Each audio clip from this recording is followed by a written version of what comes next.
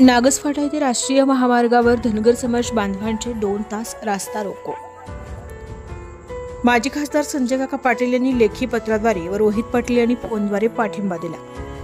राज्यातील धनगर समाजाला अनुसूचित जमातीच्या आरक्षणाची तातडीने अंमलबजावणी करावी या प्रमुख मागणीसाठी कवठेमहांकाळ येथील रत्नागिरी नागपूर राष्ट्रीय महामार्ग नागस फाट्यावर सोमवारी धनगर समाज बांधवांनी तब्बल 2 तास रास्ता रोको आंदोलन केले। या आंदोलनामुळे महामार्गावरील वाहतूक काही काळ ठप्प झाली होती। शेवटी तहसीलदार प्रतिनिधी यांना निवेदन सादर करण्यात आले। निवेदनात नमूद केले आहे की धनगर समाजाला अनुसूचित जमातीचे प्रमाणपत्र वितरित व्हावे याकरिता पंढरपूर या ठिकाणी 14 दिवसांपासून आमरण उपोषण व आंदोलन सुरू आहे। आंदोलनास पाठिंबा म्हणून आंदोलन होणार असल्याचे म्हटले आहे। तसेच महाराष्ट्रातील आदिवासी असलेला धनगर समाज कायम अनुसूचित जमातीच्या सवलतींपासून वंचित राहिलेला आहे। धनगर समाजासाठी हक्काचे अनुसूचित जमातीची अंमलबजावणी करण्याचा निर्णय घ्यावा, अन्यथा धनगर समाज पेटून उठल्याशिवाय राहणार नाही असे नमूद केले आहे। यावेळी रास्ता रोको आंदोलनात धनगर समाज बांधवांनी आरक्षणाच्या अंमलबजावणीसाठी जोरदार घोषणाबाजी केली। तसेच वसंत कोळेकर गुरुजी, माजी सभापती अजितदादा कारंडे, माजी सभापती विकास हाके, पैलवान नितीन आमोणे, सूर्यकांत ओलेकर, सुरेश घागरे, राहुल गावडे, सुभाष खांडेकर यांच्यासह अनेकांनी आपले विचार व्यक्त केले। या आंदोलनात माजी उपायुक्त भाऊसाहेब कोळेकर, उपसभापती रावसाहेब पाटील, जन्नप्पा खताळ, संजय दाईगडे, दत्ता पाटील, दादासाहेब चोरमुले, कोंडीबास पाटील, संजय घागरे, संजय खरात, गोटूभाऊ ओलेकर, युवराज घागरे, माजी पोलीस पाटील रामचंद्र पाटील, सरपंच रमेश कोळेकर, महादेव यमगर, पांडुरंग यमगर, दीपक कोळेकर, मंजुनाथ कोळेकर, अमोल ओलेकर, भारत माने, अवधूत ओलेकर, राघू शिंदे, संभाजी शिंदे, निवृत्ती इरकर आदींसह असंख्य सकल धनगर समाज बांधव मोठ्या संख्येने सहभागी झाले होते। यावेळी पोलीस निरीक्षक ज्योतिराम पाटील यांनी मोठा पोलीस बंदोबस्त तैनात केला होता। एसके न्यूज मराठी कवठेमहांकाळ प्रतिनिधी तानाजी शिंगाडे।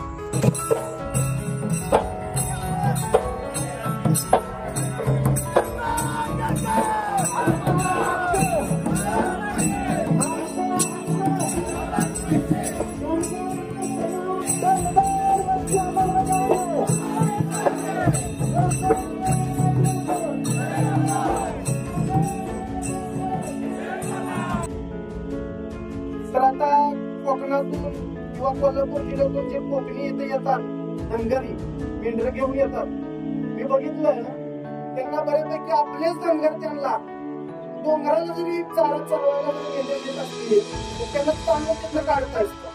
ही कसली एकजूट आपली? मला सांगा, तुम्ही जर इथं चारा खाल्ल्यानंतर चारा दुसऱ्यांना उगवत नाही का? उगवतो पुन्हा त्यांना सुद्धा थोडा आधार मिळतोय। त्यांच्या तिकडे पाऊस जोरदार असल्यामुळे कोकणी भाग असल्यामुळं जास्ती प्रमाणात तिकडे पाऊस पडतोय आणि त्या पावसामुळे तिथे त्यांच्या मेंढ्यांना त्रास होतोय। आणि मला सांगा, तुम्ही तिथं चारा खायला मिळत नाही म्हणून आपल्याकडे येणार पाऊस कमी असल्यामुळे आपण त्यांना तिथं आपल्याच धनगर समाज बांधव त्यांना हटवण्याचा प्रयत्न करतात। ही कसली असतो? मला या निमित्ताने एवढंच सांगायचं आहे की धनगर आणि धनगर एवढाच फरक आहे। लहान मूल किंवा अंगणवाडीचं मूल सुद्धा सांगाल की ड आणि र मध्ये किती फरक आहे आणि आपल्याला आरक्षण का मिळत नाही? मग मला सांगा, एवढं असताना सुद्धा आपण फक्त एवढे अक्षरासाठी आपण इतके दिवस आपण थांबलेलो आहे। मग मला सांगा, कशामुळे थांबलंय? तर आपल्या सगळ्यांच्या एकजुटीमुळे थांबलंय। एकजूट होत नाही आपली। मला म्हणायचं, इथून पुढे आपली एकजूट ताकदीने राहिली पाहिजे, तरच आपल्याला ड आणि र चा फरक कळून आपल्याला ही एकजूट करायचं आपल्याला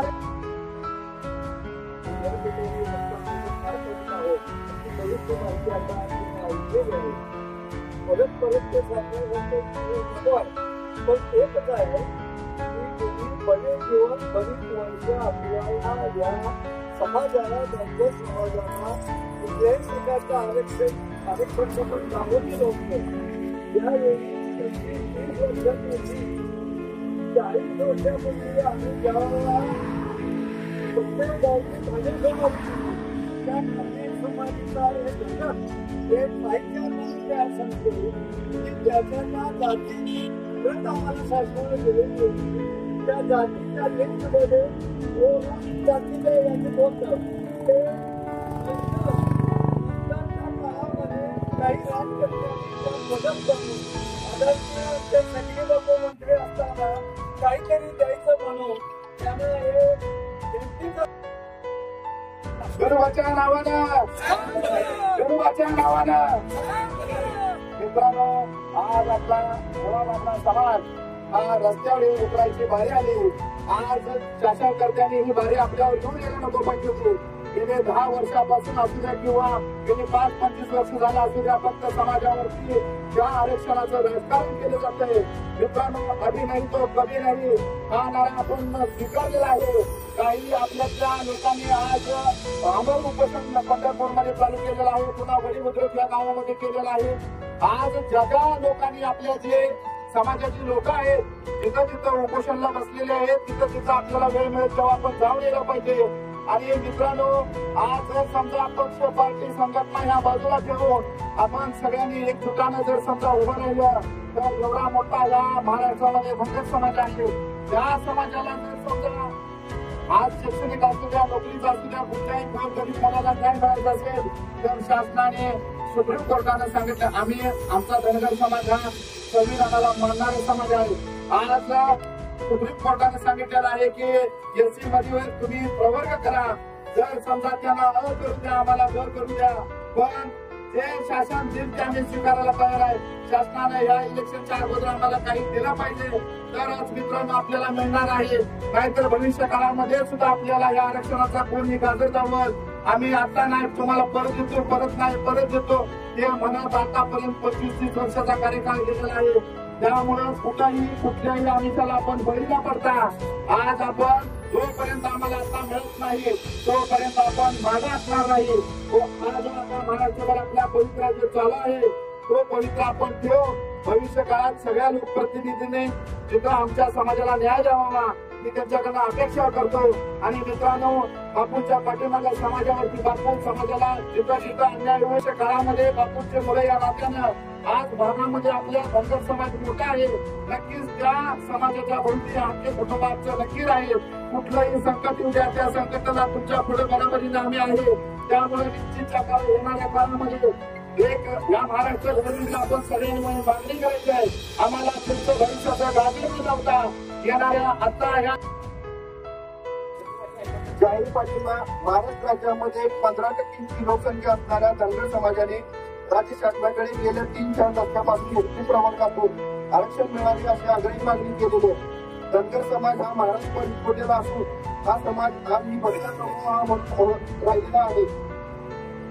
शेळ्या मेंढ्या पालन करणे हा समाजाचा मुख्य व्यवसाय असून हा समाज आर्थिक व सामाजिक असून मागास आहे. धनगर समाजाने मागणी केल्यानुसार एसटी प्रवर्गात आरक्षण मिळवण्याकरता केंद्र शासनाने जे निकष ठरवले आहेत ते सर्व निकष धनगर समाज पूर्ण करीत असून सदर प्रवर्गातून आरक्षण मिळण्याकरता आज सांगली जिल्ह्यातील कवठेमंकाळ तालुक्यातील नागज येथे शांततेच्या मार्गाने रस्ता रोको केलेला आहे. तरी राज्य शासनाकडील व केंद्र शासनाकडील धनगर समाजाच्या एसटी प्रवर्गात आरक्षणाच्या बाबतीत मागलेला माझा पूर्ण पाठिंबा असून या आरक्षण प्रश्नी मी लोकप्रतिनिधी म्हणून नेहमी धनगर समाजाच्या मागण्याचा शासनाकडे पाठपुरावा करेन अशी ग्वाही देतो. आपला संजय काका पाटील.